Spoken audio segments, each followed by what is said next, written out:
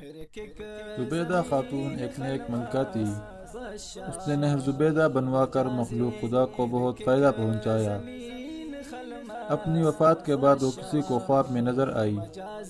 اس نے پوچھا کہ زبیدہ خاتون آپ کے ساتھ کیا معاملہ پیش آیا؟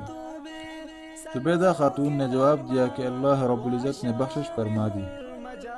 خواب دیکھنے والے نے کہا کہ آپ نے نہر زبیدہ بنوا کر مخلوق خدا کو فائدہ پہنچایا، آپ کی بخشش تو ہونی ہی تھی۔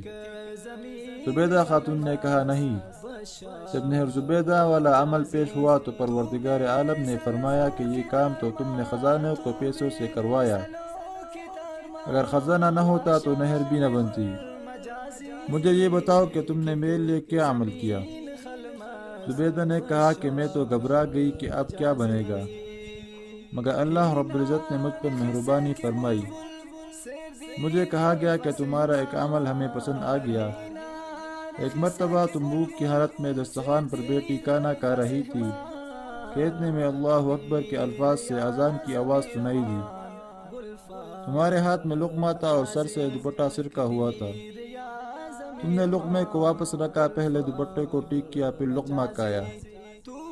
تم نے لقمہ کھانے میں تاخیر میں انعام کی عادت کی وجہ سے کی، چلو ہم تمہاری مغفرت فرما دیں۔